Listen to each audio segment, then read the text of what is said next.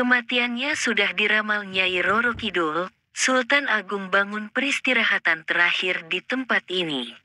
Sumber, https://intisari.grid.id/red-penulis, Moh.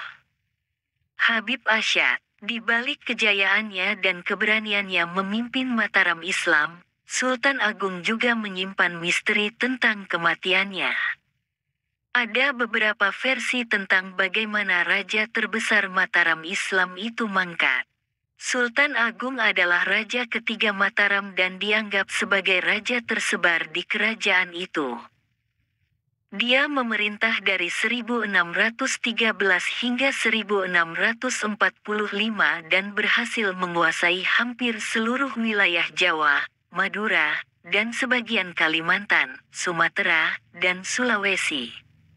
Sultan Agung dikenal sebagai raja yang berani melawan penjajahan VOC di Batavia, meskipun 2 kali gagal. Lalu bagaimana akhir hayat Sultan Agung? Menurut sejarawan H.J. de Graaf dalam bukunya Puncak Kekuasaan Mataram, Politik Ekspansi Sultan Agung, kesehatan Sultan Agung mulai menurun setelah mendapat gelar Sultan dari Mekah pada tahun 1640. Dia jatuh sakit parah pada tahun 1642 dan pemerintahan Mataram diurus oleh Tumenggung Wiraguna. Ada riwayat yang menyebutkan bahwa Nyi Roro Kidul, Ratu Pantai Selatan yang dipercaya sebagai istri spiritual Sultan Agung, sudah meramalkan kematian sang raja pada tahun 1644.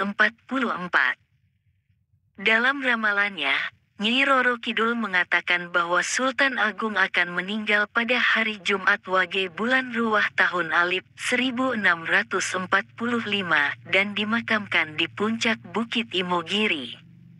Sultan Agung pun mempersiapkan makamnya di Imogiri dengan membangun sebuah masjid dan menara pengawas. Selain faktor usia dan penyakit kronis, ada dugaan bahwa Sultan Agung meninggal karena terkena wabah penyakit yang melanda Jawa pada tahun 1640-an. Sejarawan M.C. Reclef dalam bukunya Sejarah Indonesia Modern, tahun 1200 sampai tahun 2004, menyebutkan, wabah-wabah penyakit merajalela pada tahun 1640-an, dan kematian Sultan Agung mungkin sekali disebabkan oleh salah satu wabah tersebut. Wabah penyakit tersebut diduga adalah pes atau tifus yang menyebar melalui tikus atau nyamuk. Penyakit ini bisa menyebabkan demam tinggi, sakit kepala, muntah-muntah, bengkak-bengkak di leher atau ketiak, dan bercak-bercak hitam di kulit. Jika tidak ditangani dengan baik, penyakit ini bisa berakibat fatal. Namun, ada juga spekulasi bahwa Sultan Agung dibunuh oleh musuhnya, baik dari dalam maupun luar kerajaan. Salah satu yang dicurigai adalah Tumenggung Wiraguna yang mengambil alih pemerintahan saat Sultan Agung sakit. Ada yang mengatakan bahwa ia meracuni makanan atau minuman Sultan Agung agar bisa menggantikannya sebagai raja.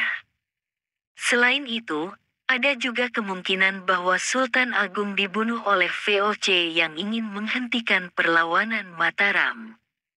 VOC mungkin menyusupkan agen-agen rahasia atau mata-mata yang berhasil membunuh Sultan Agung dengan cara licik.